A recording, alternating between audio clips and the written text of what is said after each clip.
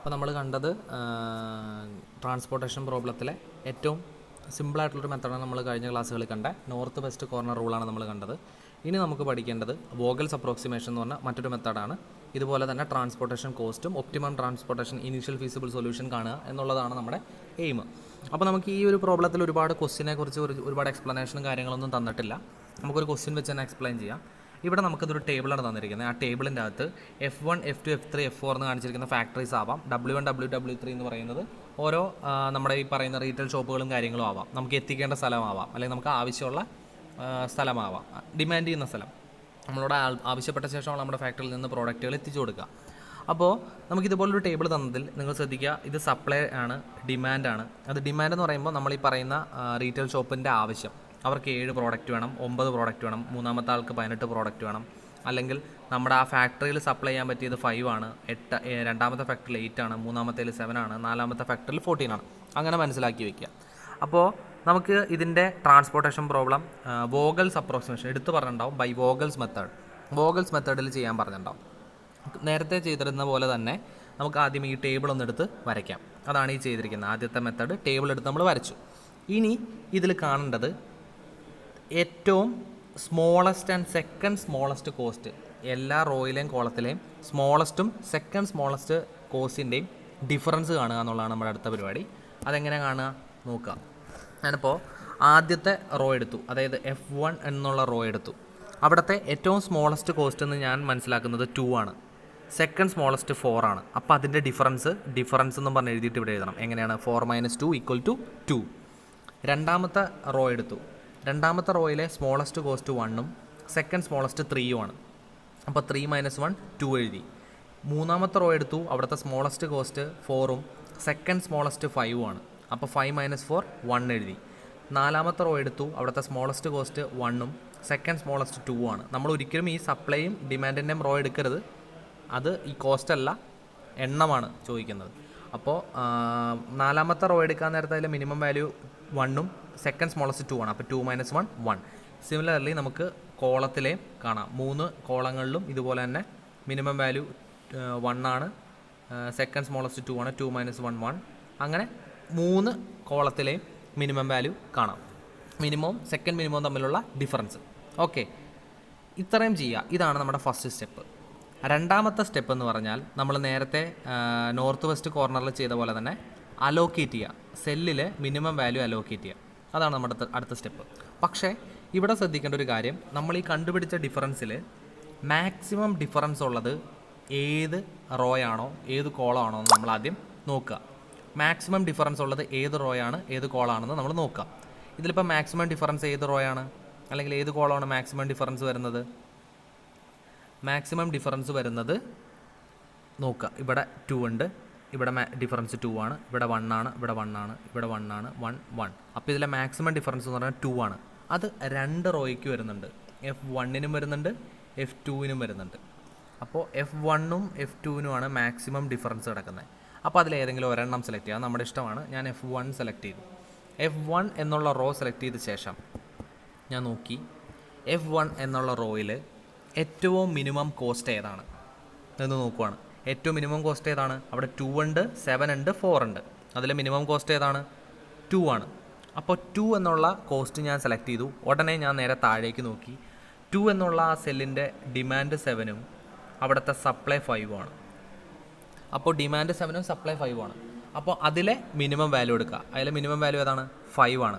അപ്പോൾ ആ 5 എടുത്തിട്ട് ഞാൻ മുകളിൽ ഒരു ചെറിയൊരു കോർണർ വരച്ച് അവിടെ 5 എഴുതി. അപ്പോൾ അവിടെ 5 എഴുതുമ്പോൾ ഓട്ടോമാറ്റിക്കലി നിങ്ങൾ ഓർത്തുകൊള്ളണം, നോർത്ത് വെസ്റ്റ് കോർണറിൽ ചെയ്ത പോലെ തന്നെ ഈ 7 എന്നുള്ളത് 2 ആയി മാറും. ഓക്കെ, 5 - 7 ഇവിടെ 2 ആയി മാറും. അത് കണ്ടോ, താഴെ കണ്ടോ മാറിയേക്കുന്നത്? 2 ആയി മാറി. First step completed. ഇനി നമ്മൾ എന്ത് ചെയ്തു? ആ റോ അങ്ങോട്ട് കട്ട് ചെയ്തു. കാരണം എന്താ? ഇവിടെ 5 എന്നുള്ളത് വെട്ടിപ്പോയില്ലേ?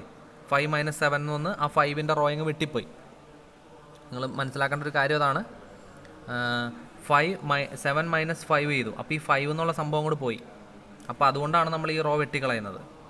ഓക്കെ, അടുത്ത സ്റ്റെപ്പ് എന്ന് പറയുന്നത് ബാക്കിയുള്ള, അതായത് F2, F3, F4 തൊട്ടുള്ള ബാക്കിയുള്ള ടേബിൾ എടുത്ത് നമ്മൾ വരച്ചു. അതാണ് ഈ കാണുന്നത്. ഇനി വീണ്ടും നമ്മൾ ഡിഫറൻസ് കാണണം. ആദ്യത്തെ റോയുടെ ഡിഫറൻസ് മിനിമം വാല്യൂ ഏതാണ്? 1 ആണ്, സെക്കൻഡ് മിനിമം 3 ആണ്. 3 - 1 2 എഴുതി. അടുത്ത 1 കിട്ടി. ഇവിടെ വന്നപ്പോൾ ഒരു ചെറിയ മാറ്റം വന്നു. എന്തുകൊണ്ടാണ് മാറ്റം വരാൻ കാരണം? എന്തായിരിക്കും മാറ്റം വരാൻ റീസൺ? കാരണം ഈ ടോപ്പിലത്തെ റോ പോയതുകൊണ്ട് ഇനി ഈ കോളം നോക്കുമ്പോൾ ഇതിലെ മിനിമം വാല്യൂ 1ഉം സെക്കൻഡ് മിനിമം 3ഉം ആണ്. അപ്പോൾ 3 - 1 2 വന്നു. അതുപോലെ തന്നെ രണ്ടാമത്തെയും മൂന്നാമത്തെയും കോളം കാണാം. അതായത് ഈ ഡിഫറൻസ് എല്ലാ സ്റ്റെപ്പിലും വെട്ടിക്കഴിഞ്ഞ ശേഷം കാണണം. ഇനി അടുത്ത സ്റ്റെപ്പ് ഇതിലെ മാക്സിമം ഡിഫറൻസ് നോക്കുക. ഏതാണ് മാക്സിമം ഡിഫറൻസ്? മാക്സിമം ഡിഫറൻസ് 2 ഉണ്ട്. ഒന്ന് ഇവിടെയുണ്ട്, ഒന്ന് ഇവിടെയുണ്ട്, ഒന്ന് ഇവിടെയുണ്ട്. അപ്പോൾ നമ്മളതിൽ ഞാൻ F2 എന്നുള്ളത് തന്നെ എടുക്കുവാണ്. F2 എന്നുള്ള റോ തന്നെ എടുക്കുവാണ്. F2 എന്നുള്ള റോ എടുത്തപ്പോൾ എനിക്കതിൽ മിനിമം വാല്യൂ എവിടെയാണ്? 1 ആണ് മിനിമം വാല്യൂ F2 എന്നുള്ള റോയിൽ അല്ലേ. അപ്പോൾ 1 എന്നുള്ള റോയ്ക്ക് നേരെ താഴെയുള്ള ഡിമാൻഡ് 18ഉം അതിന് നേരെയുള്ള സപ്ലൈ 8ഉം ആണ്. അപ്പോൾ അതിലെ മിനിമം വാല്യൂ ഏതാണ്? 8 ആണ്. അപ്പോൾ ഞാൻ 8 എടുത്ത് ഇവിടെ എഴുതി. 8 എടുത്ത് അവിടെ എഴുതുമ്പോൾ ഈ റോ വെട്ടണം. കാരണം ഈ 8 എന്നുള്ളത് 0 ആയി. ഇവിടുത്തെ 18 എന്നുള്ള എത്രയാവും? 18 - 8 10 ആവും. അതായത് ഈ 18 എന്നുള്ളത് എന്തായിട്ട് മാറി? 10 ആയിട്ട് മാറി. അതെവിടെ വരണം? നമ്മുടെ അടുത്ത ടേബിളിൽ വരണം. കണ്ടോ? 18 എന്നുള്ളത് 10 ആയി മാറി.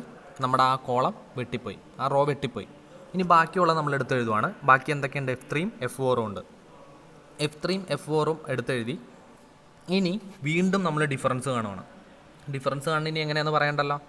ഡിഫറൻസ് കാണാനായിട്ട് ഞാൻ F3 എന്നുള്ള റോ എടുത്തു. F3 എന്നുള്ള റോയിലെ മിനിമം വാല്യൂ 4 ആണ്, സെക്കൻഡ് മിനിമം 5 ആണ്. അപ്പോൾ 5 - 4 എത്രയാണ്? 1 വന്നു. അതുപോലെ F4 എന്നുള്ള റോ എടുത്തു, അടുത്ത കോളം എടുത്തു. അങ്ങനെ ഓരോന്നോരോന്നെടുത്ത് നോക്കാൻ നേരത്ത് നമുക്ക് ഡിഫറൻസ് കിട്ടും. അതിന് സെപ്പറേറ്റ് എക്സ്പ്ലെയിൻ ചെയ്യണ്ടല്ലോ. ഇനി എന്താണ് ചെയ്യേണ്ടത്? Maximum difference. മാക്സിമം ഡിഫറൻസ് എവിടെ വന്നത്? 5 ആണ് മാക്സിമം ഡിഫറൻസ്. അപ്പോൾ നമ്മൾ എന്തെടുക്കണം? ഈ കോളം എടുക്കണം അല്ലേ, മുകളിലേക്ക് W3 എന്നുള്ള കോളം എടുക്കണ്ടേ. ആ W3 എന്നുള്ള കോളത്തിലെ മിനിമം വാല്യൂ ഏതാണ്? 2 ആണ് അല്ലേ. 2 അല്ലേ മിനിമം വാല്യൂ. ആ 2 എന്നുള്ളതിന് നേരെ കറസ്പോണ്ടിങ് ആയിട്ടുള്ള സപ്ലൈ 14ഉം ഡിമാൻഡ് 10ഉം ആണ്. കാണാമല്ലോ, സപ്ലൈ 14ഉം ഡിമാൻഡ് 10ഉം. അപ്പോൾ അതിലെ 10 എന്നുള്ള നമ്മൾ മുകളിലേക്ക് എടുത്തു.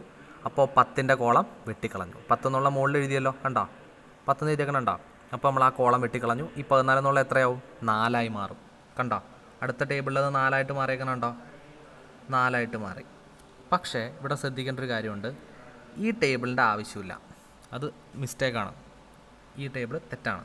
അപ്പോൾ നിങ്ങളിത് നോക്കിയാൽ മതി.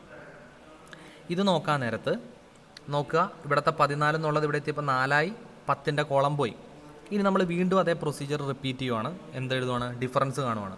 അപ്പോൾ F3 എന്നുള്ള റോ എടുത്തു, അവിടുത്തെ ഡിഫറൻസ് 4 5. അപ്പോൾ 5 - 4 എത്രയാണ്? 1 വന്നു. ഇവിടെ 6ഉം 1ഉം ഉണ്ട്. അപ്പോൾ ഇനി വേറെ കണ്ടുപിടിക്കാനൊന്നുമില്ല. 6 - 1 5. ഇവിടെ വരുമ്പോൾ ഏതൊക്കെയാണ് കോളം നോക്കുമ്പോൾ? 5 - 1 4, 6 - 4 2. ഇത്രയും കാര്യങ്ങൾ നമുക്ക് വന്നു. ഇനി നമുക്ക് കണ്ട എന്താണ്? മിനിമം വാല്യൂ അല്ല, മാക്സിമം ഡിഫറൻസ് ഉള്ള കോളം അതേതാണ്? ഈ 5 എന്നുള്ള കോളം അല്ലേ. അതിന് നേരെ ആരോ വരയ്ക്കണേ. ഈ മാക്സിമം ഡിഫറൻസ് കോളത്തിന് നേരെ ആരോ വരയ്ക്കണം. അപ്പോൾ 5 എന്നുള്ള ആ ഒരു റോ എടുത്തപ്പോൾ അവിടുത്തെ മിനിമം വാല്യൂ നമുക്ക് അലോക്കേറ്റ് ചെയ്യേണ്ട സെൽ എന്നുള്ളത് ഈ 1 ആണ്. കാരണം 1ഉം 6ഉം ഉള്ളൂ ഈ 5ന് നേരെയുള്ള, അതായത് F4 എന്നുള്ള റോയിൽ 1ഉം 6ഉം ഉള്ളൂ. അതിലെ മിനിമം വാല്യൂ 1 ആണ്. അപ്പോൾ 1 എടുത്തു. 1ൻ്റെ താഴെ നോക്കാൻ നേരത്തുള്ള ഡിമാൻഡ് 2 ആണ്. ഡിമാൻഡ് നോക്കുക, ഡിമാൻഡ് 2 ആണ്. സപ്ലൈ എത്രയാണ്? 4 ആണ്. ഓക്കെ, ഡിമാൻഡ് 2ഉം സപ്ലൈ 4ഉം ആണ്. അപ്പോൾ അതിലെ മിനിമം വാല്യൂ ഏതാ? 2 അല്ലേ. അപ്പോൾ ഞാൻ ആ 2 എടുത്ത് മുകളിൽ എഴുതി. കാണാമല്ലോ, 2 മുകളിൽ എഴുതിയപ്പോൾ ഏത് കോളാണ് വെട്ടണ്ടേ? ആ 2 എന്നുള്ളത് 0 അല്ലേ. ഇവിടെ 4 എന്നുള്ളത് എന്താവും? 4 എന്നുള്ളത് 2 ആവും. ഈ 2 എന്നുള്ളത് 0 ആവും. കാരണം മൈനസ് ചെയ്യണ്ടേ. അപ്പോൾ ഈ കോളം വെട്ടിക്കളഞ്ഞു. അപ്പോൾ ബാക്കി നോക്കി, ആ 4 2 ആയത് കണ്ടോ. അപ്പോൾ ഫൈനൽ ആൻസർ വരാൻ നേരത്തെ എങ്ങനെ വരും? ഇതുപോലൊരു ടേബിൾ വരും. ഓക്കെ, ഇതുപോലൊരു ടേബിൾ വരും. ആ ടേബിളിൽ ഏതൊക്കെയുണ്ട്? ആകെ ഒരു 4ഉം ഒരു 6ഉം മാത്രമേ ഉള്ളൂ. ഇനി നമ്മൾ അലോക്കേറ്റ് ചെയ്യണം. അലോക്കേറ്റ് ചെയ്യാൻ എന്താ ബാക്കിയുള്ളത്? ബാക്കിയുള്ളത് ഏതാ? 7ഉം 2ഉം ആണ് സപ്ലൈയിലുള്ളത്. ആ സപ്ലൈ നമ്മൾ നേരിട്ടങ്ങ് അലോക്കേറ്റ് ചെയ്യണം. കാരണം നമ്മൾ മറ്റേൽ ചെയ്ത പോലെ തന്നെ വെർട്ടിക്കലി വന്നപ്പോൾ സൈഡിലുള്ള വാല്യൂസിനെ നമ്മൾ അലോക്കേറ്റ് ചെയ്തു. ഇനി എങ്ങനെയായിരിക്കും കാണേണ്ടത്? എങ്ങനെയാണ് ട്രാൻസ്പോർട്ടേഷൻ കോസ്റ്റ് സാധാരണ കാണാറ്? അതുപോലെ തന്നെ കാണുക. അപ്പോൾ കാണിച്ചു തരാം. കണ്ടോ? അപ്പോൾ നമ്മൾ പറഞ്ഞ നമ്മുടെ കിട്ടിയ വാല്യൂസ് എല്ലാം വെച്ച് നമ്മൾ നേരത്തെ ട്രാൻസ്പോർട്ടേഷൻ പ്രോബ്ലം ചെയ്ത പോലെ തന്നെ എല്ലാ വാല്യൂസും എടുത്തെഴുതിയ ശേഷം എന്ത് ചെയ്തു? എല്ലാ വാല്യൂസിനെയും തമ്മിൽ മൾട്ടിപ്ലൈ ചെയ്തുകൊണ്ട് കിട്ടിയ കോസ്റ്റ് 80 ആണ്. ഓക്കെ, 80 ആണ് നമ്മുടെ ട്രാൻസ്പോർട്ടേഷൻ കോസ്റ്റ്. ജസ്റ്റ് 2-3 തവണ കണ്ടു കഴിയുമ്പോഴേ മനസ്സിലാവുള്ളൂ. കുറച്ച് കൺഫ്യൂസിങ് ആവാം, പക്ഷേ അത് ചെയ്ത് പഠിക്കുക.